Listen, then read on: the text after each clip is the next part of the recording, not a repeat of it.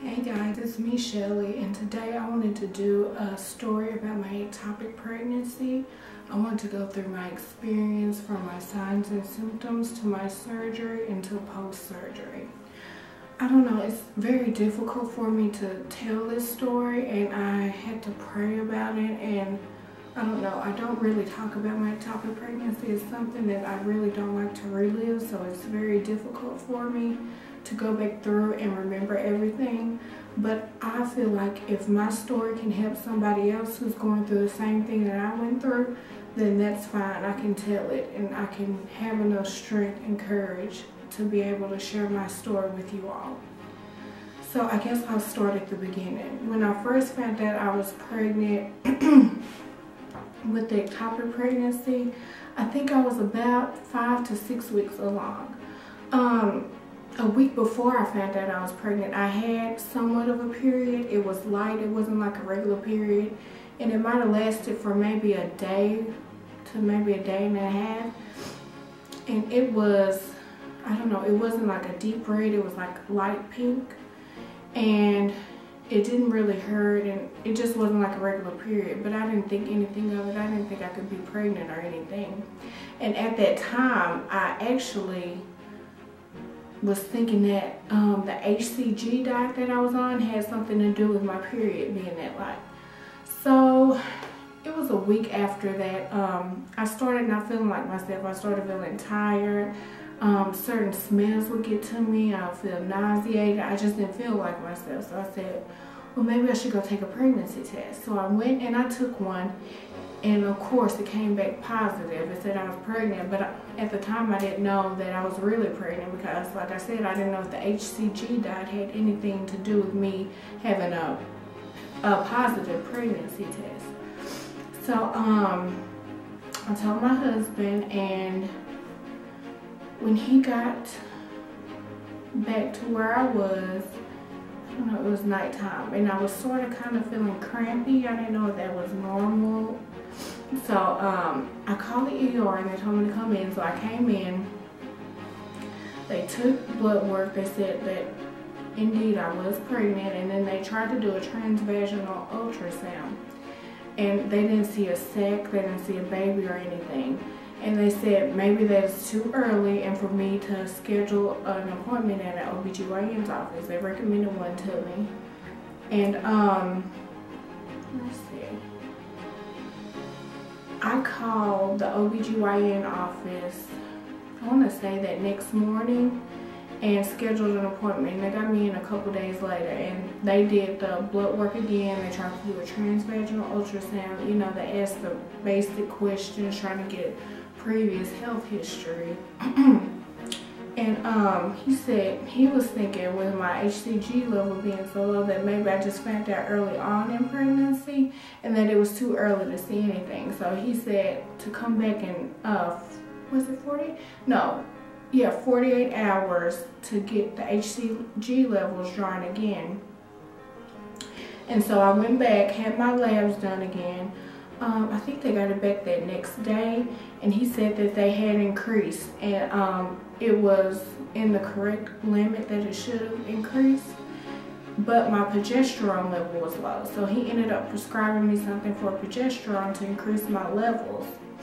So, because he said with a low progesterone level, it could increase my risk of miscarriage.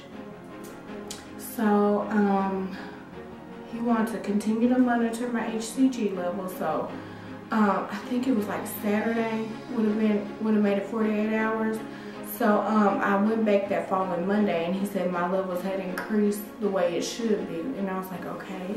And he tried to do another transvaginal ultrasound, still didn't see anything. And so he kept saying, well, maybe you have your conception date wrong, or maybe your last menstrual was wrong. So I said, okay. You know, I just kind of trusted what he was saying, which I should have known better being a nurse. I should have went with my gut instinct, but I don't know why I didn't. Just for some reason, I guess I wanted it to be okay so bad that I was willing to believe what he said. And so, I don't know, it was a couple days after that, I had got really just a dull pain on my left side, and it was like my lower left side, like right where my ovarian, my fallopian tube would be.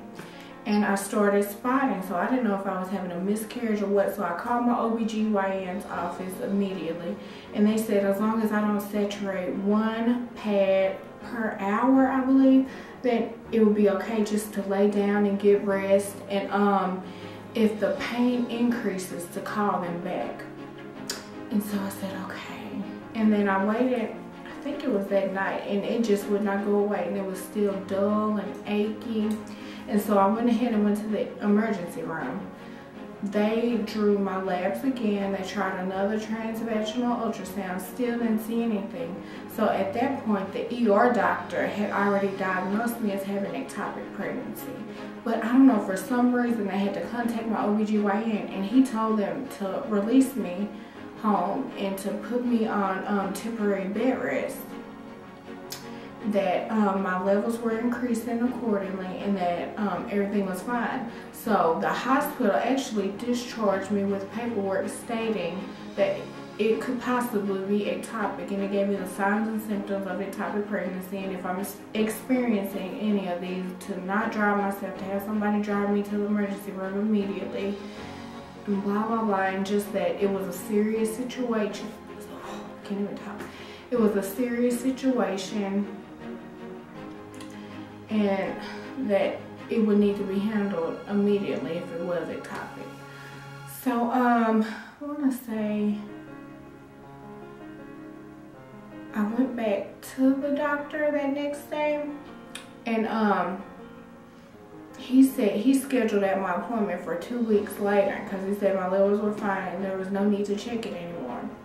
So he scheduled my appointment for 2 weeks later to do a transvaginal ultrasound to see the heartbeat, the sac, and the baby. And so I want to say a week later, it was the weekend, I do remember that, and I just wasn't feeling myself. Like I would feel weak, just like I was going to pass out, lightheaded, like I'm not dizzy whatsoever, just like not myself, just kind of like it was in a blurred tunnel, and like everything just sounded distant. So I went, and that was on Sunday. I went and I laid down, and I got up and I felt a little bit better, and I remember telling my husband, I was like, this baby is going to kill me.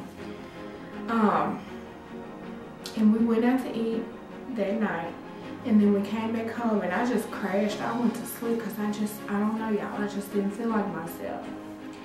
So I woke up, I don't know, it might have been around 2 or 3, and I feel like I was really constipated. So I went to the bathroom. I know this is TMI, but this is my story, and I just feel like I need to share it with you all.